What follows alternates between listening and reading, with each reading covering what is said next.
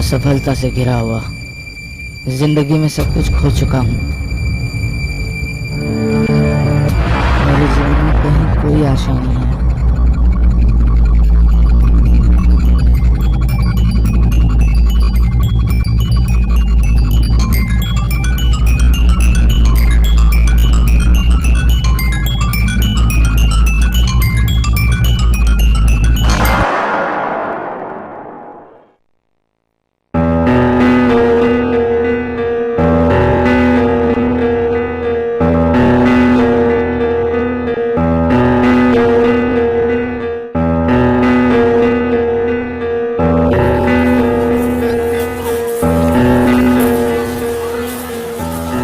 ये मेरे घर के बाहर क्या हो रहा है?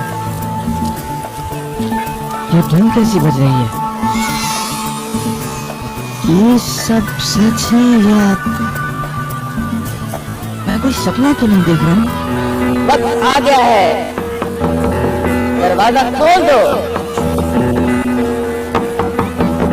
तुम्हारे लिए आज उम्मीद है।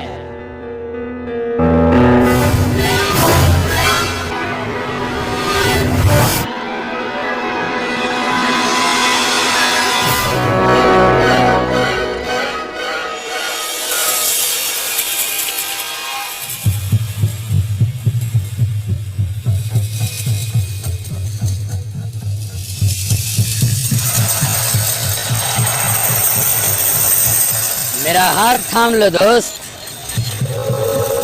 किस बात का इंतजार है तुम्हें? अंधेरे से रोशनी में जाने का वक्त आ गया है। चलो मैं तुम्हें उम्मीद के कारवां पर ले चलूं।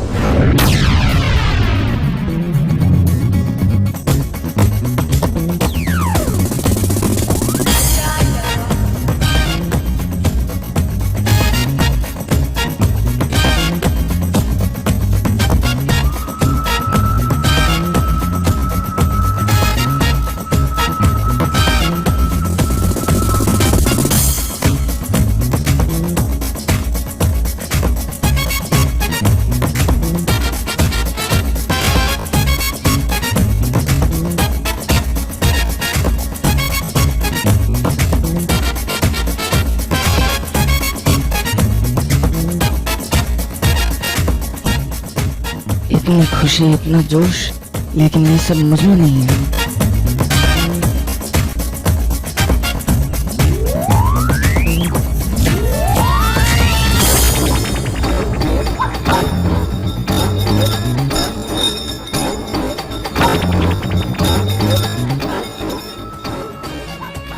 कोई है जो मुझे अपना कहे?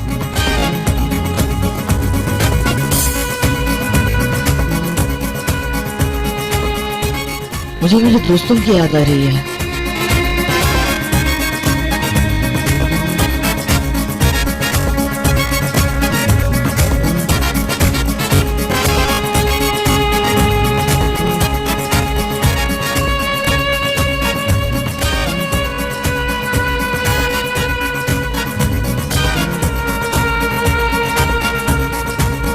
मैं आशा करता हूँ एक दिन मेरा परिवार भी मेरे साथ होगा। मैं खो चुका हूँ। क्या मेरी जिंदगी में खुशी वापस आ सकती है?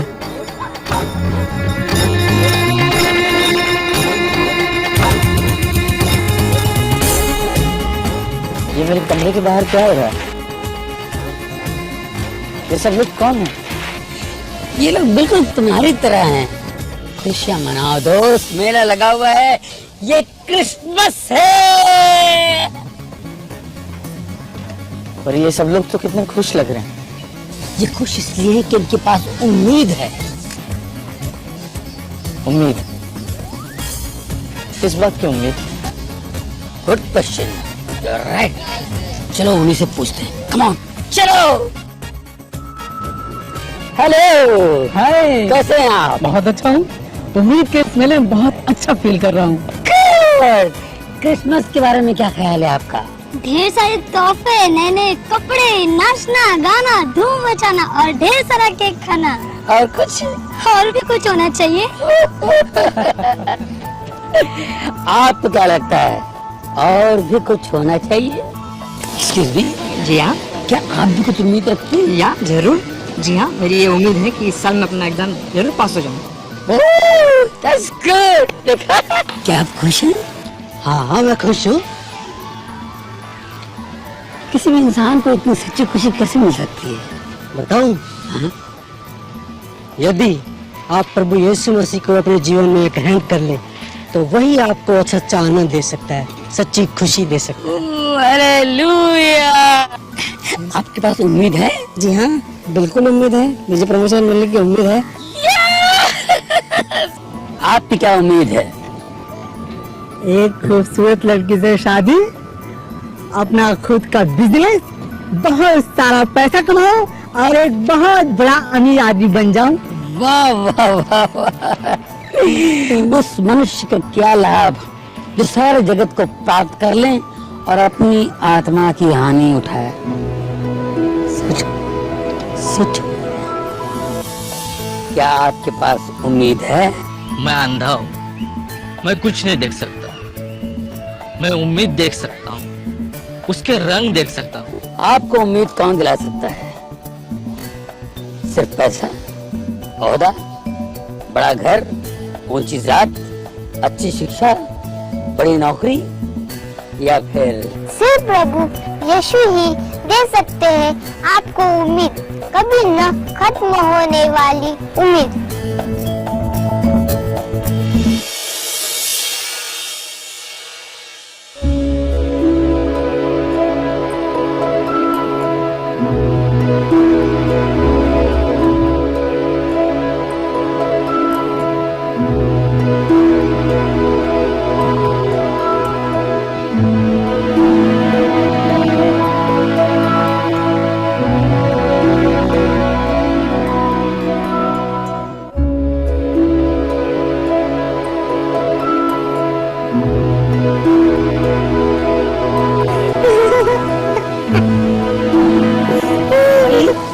बेटे क्यों रो रही हो?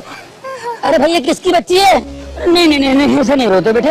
Don't cry, don't cry.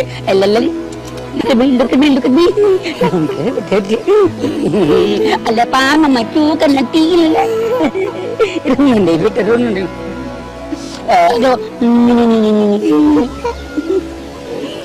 अरे भाई मामा नहीं बाबा।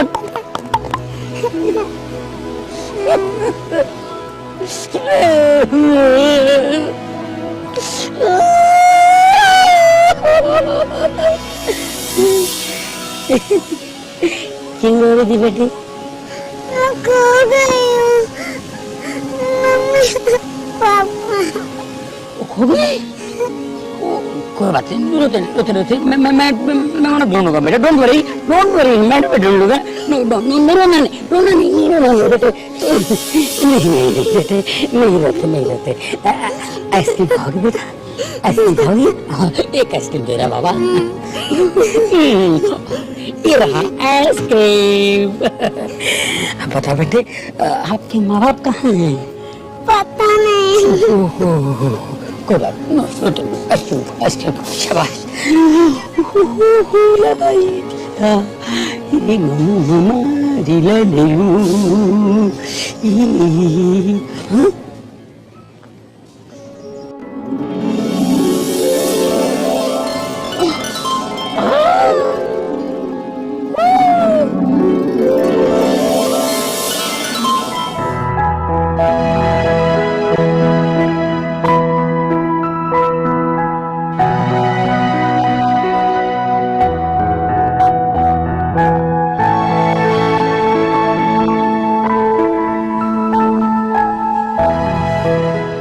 ये कौन है? ये भी खो गई तुम्हारी तरह। नहीं, पर अब मैं बहुत अच्छा महसूस कर रहा हूँ। हाँ? हाँ, और अच्छा महसूस करना चाहते हो? तो चलो। अरे भाई रोको रोको रोको रोको रोको। रोको रोको रोको। आई शाबाश। क्या सोच रहे हो भाई? जिंदगी के चक्कर में कूदना पड़ेगा दोस्त, यही एक तरीका है चक्कर से निकलने का। चलिए आइए।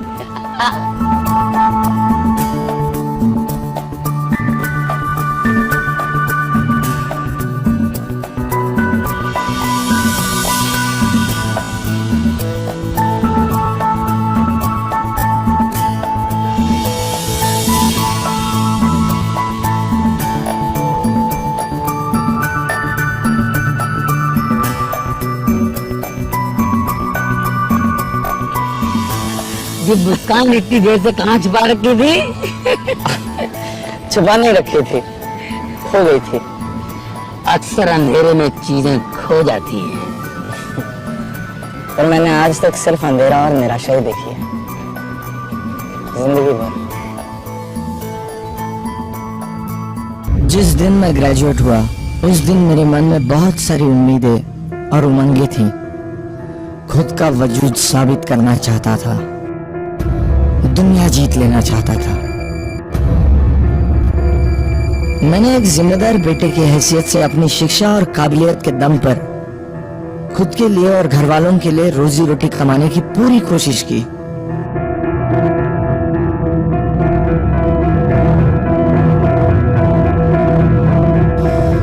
पर धीरे धीरे उम्मीद धुंधली होती गई।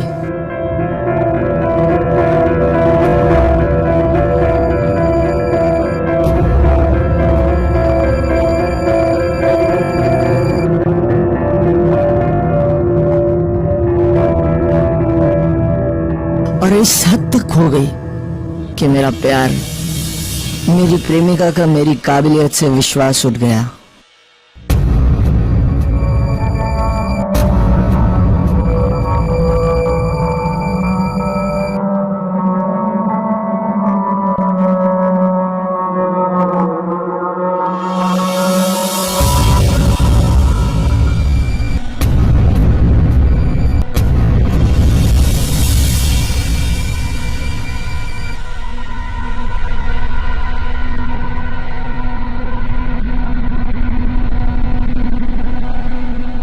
मैं कभी न खत्म होने वाले अंधेरे भंवर में फंसता चला गया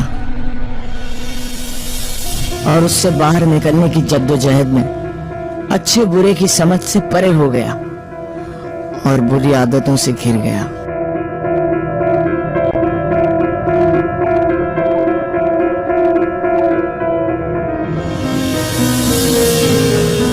पर फिर भी उम्मीद मुझसे कोसों दूर थी और मैं एक ऐसे गहरे अंधेरे में खो गया जहां उम्मीद की कोई किरण नहीं थी। मुझे पता नहीं ये सब कैसे हो गया, पर अचानक से सब कुछ मैंने खो दिया, सब कुछ। तुमने उम्मीद खो दी है। और जब सब कुछ गलत हो रहा तो उम्मीद कैसे बनी रहे? हर रात के बाद दिन होता है दोस्त। और कुछ रातें इतनी लंबी होती कि उनका अंधेरा तुम्हें निगल लेता है और जब तक की रोशनी आती है तुम्हारी आंखों में रोशनी को देखने की ताकत ही नहीं बचती।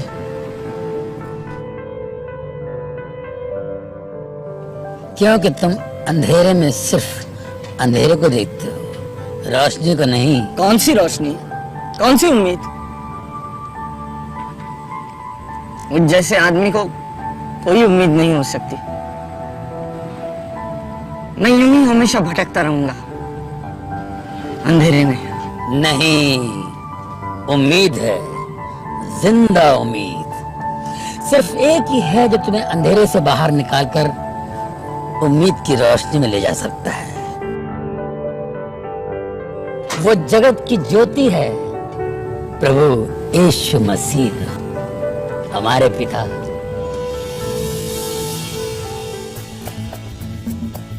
वो हर पापी को जो उसके मार्ग से भटक गए हैं, उन सबको स्वीकार करने को तैयार है।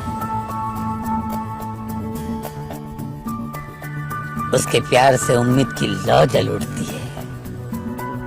और वो हम जैसे पापियों को बचाने के लिए अपना स्वर्ग छोड़कर मानव का रूप लेकर जन्म लिया। वो तुमसे प्यार करता है मेरे दोस्त। हमें बचाने के लिए उन्होंने सूली पर प्राण त्याग दिए और तीसरे दिन फिर जी उठे। पर मुझ जैसे आदमी से कोई कैसे प्यार कर सकता है? मैं दिखाता हूं, खुद देखो और विश्वास करो।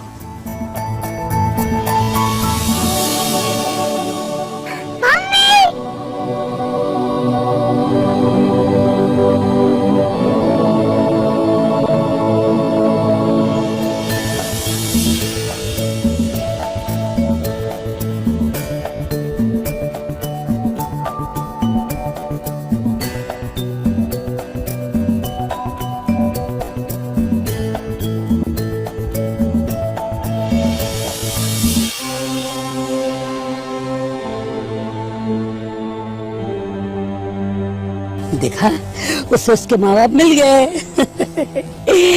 जब हम खो जाते हैं तो प्रभु हमें ढूंढ लेते हैं। और प्रभु यीशु मसीह इस दुनिया में इसलिए आए कि हम जो पापों में खो गए हैं उन्हें ढूंढकर उन्हें बचाए। पर मेरी राह अंधेरे में गुम हो गई है। तो कोई बात नहीं, मैं तुम्हें ऐसी जगह ले जाता हूँ जहाँ पर तुम्हारी पूरी जिंदगी बदल जाएगी। चलोगे? चलो।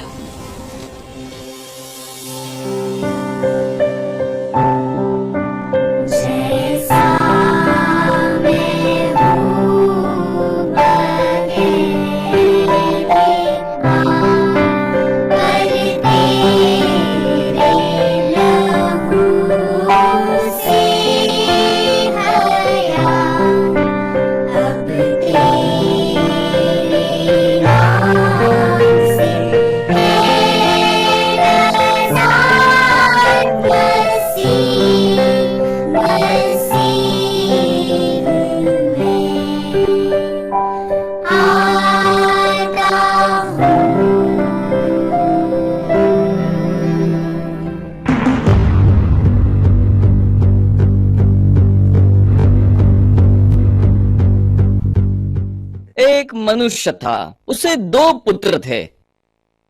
मुझे तो 3 है, लेकिन उसे 2 ही थे। सबसे छोटा पुत्र अपने पिता से बोला, पिताजी संपत्ति में से जो भाग मेरा हो मुझे दे दीजिए। इसीलिए उसने अपनी संपत्ति उन 2 पुत्रों में बांट दी। इस छोटे पुत्र ने उसका हिस्सा मिलने के बाद घर से दूर जाने का निश्चय किया। उससे अपनी मां की जरूरत नहीं थी, पिता की जरूरत नहीं थी, उन नौकरों की भी जरूरत नहीं थी। उसे जो भी करना था स्वयं ही करना था, और वो हर एक से कह रहा था कि वो अब स्वतंत्र है। और आज भी ऐसे बहुत सारे नौजवान हैं जो ऐसा सोचते हैं, और अब तक उनमें कोई बदलाव नहीं आया है। हम अपने जीवन में कई चीजें चाहते हैं, गाड़ियां, घर, कपड़े। बहुत से लोग कई शादियां करते हैं, कई संबंध रखते हैं, नशीले पदार्थ या शराब के आदी बन जाते हैं। लेकिन क्यों? क्योंकि वो आनंद, वो शांति, वो सुख, वो उद्देश्य और जीवन का अर्थ हम हर वक्त खोजते रहते हैं, लेकिन हमें वो नहीं मिलता। कुछ तो खो गया है। और आज रात आप कहते हैं कि फ्रैंकलिन ये बात सच है कि मेरे जिंदगी में कुछ तो खो गया है। और आप देखते हैं कि हमारे हृदय खाली हो गए हैं, और हमारा परमेश्वर से एक रिश्ता तैयार होने से ही ये खाली जगह भर सकती है।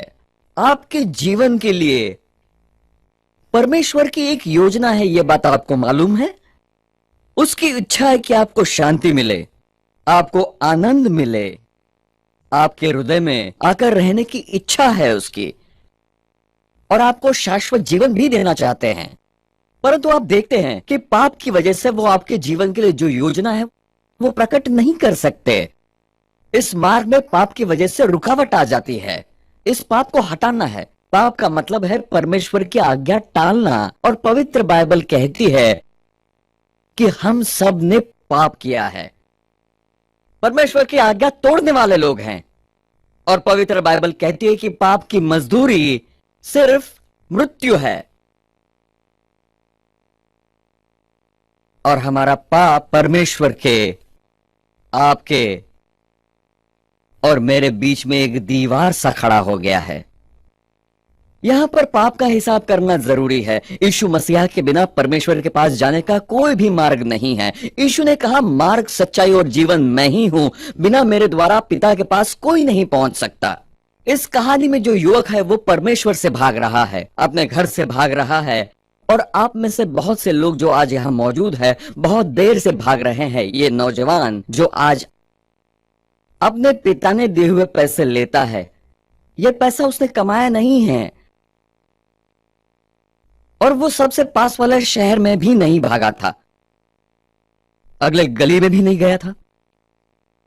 वो कोई पर्वत चढ़कर नीचे देखने के लिए नहीं उतरा था, वो तो दूसरे कोई देश में चला गया था, वैंकूवर जैसे दूर की जगह चला गया था।